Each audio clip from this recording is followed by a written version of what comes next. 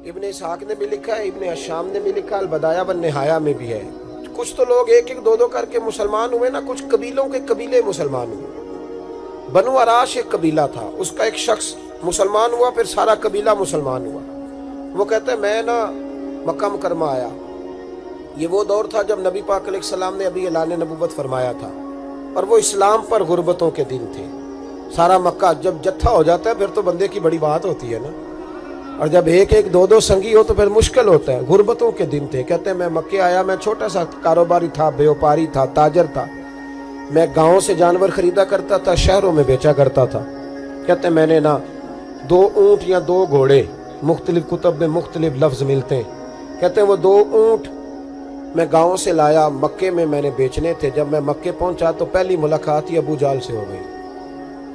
مجھے کہنے لگا یہاں ایک شخص نے دعویٰ کیا نبوت کا, اس کے قریب نہیں جانا.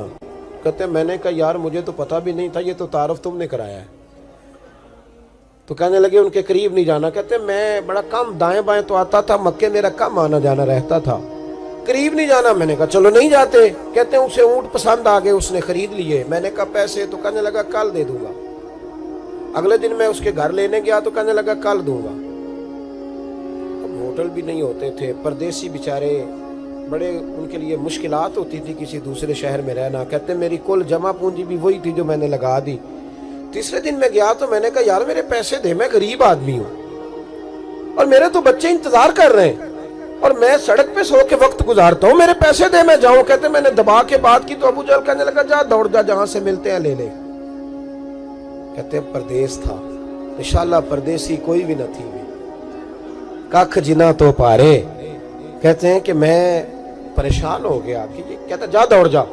میں کانپنے لگا. میں نے لوگوں سے پوچھا چودھری کہاں بیٹھتے ہیں, سردار کہاں؟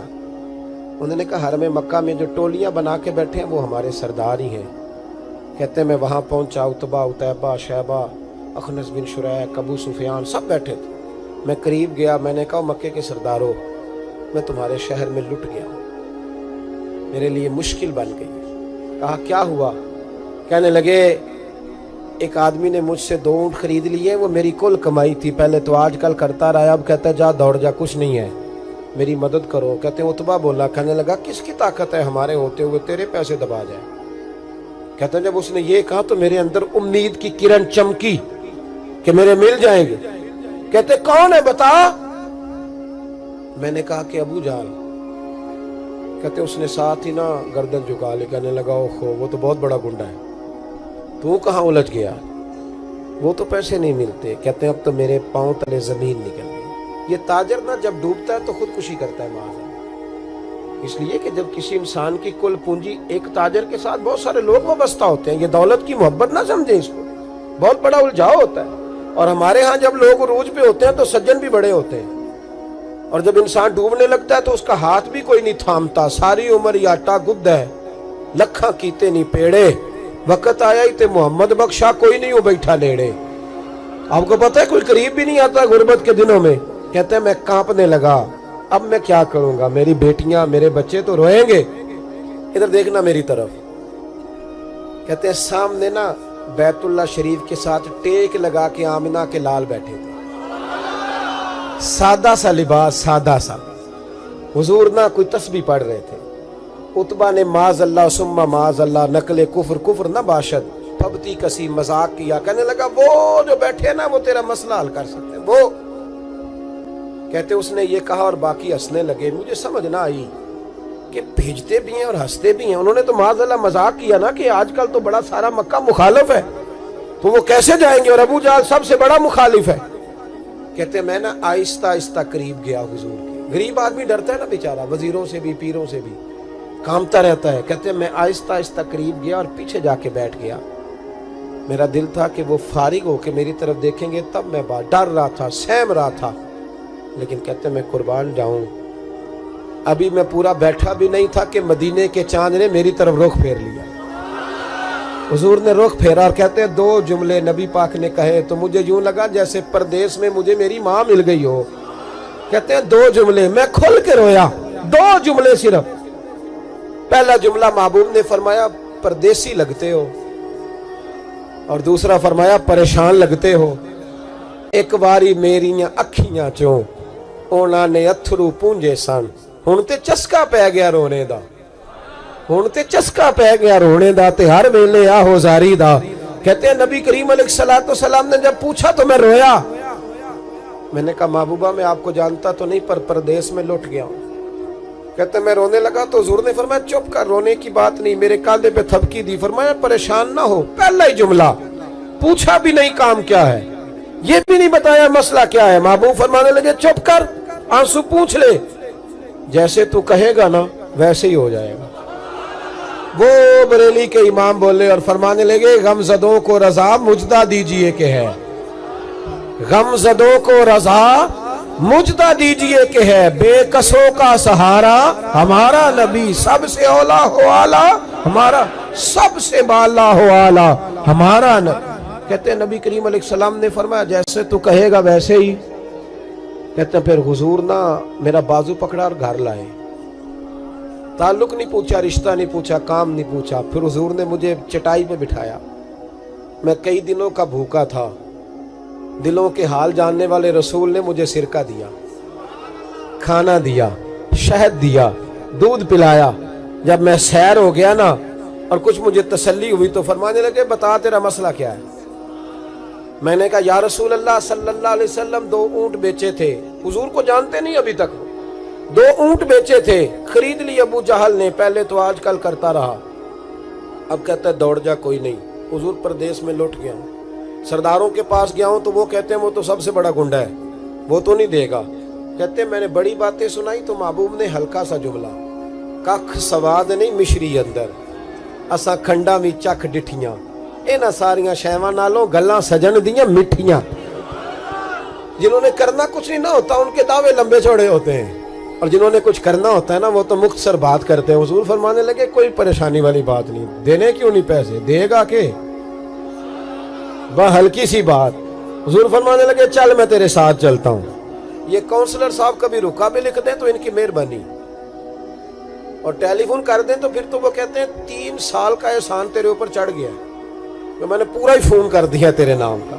हालांकि जब वोट लेने आए थे तो कहते थे मैं कौम का खादिम हूं, और फिर ये कौम का गरीब आदमी दरवाजे पे जाके बैठता है तो पता चलता है चौधरी साहब टूथपेस्ट कर रहे हैं, फिर पता चलता है ब्रेड ठंडा हो गया था तो गर्म होने गया, फिर पता चलता है कि गाड़ी, बाहर आके पूछते हैं गड्डी कराई या। शर्म करो, शर्म करो, वारस शाह मान करी ना वारसाना, रब बेवारसा करके मार दे।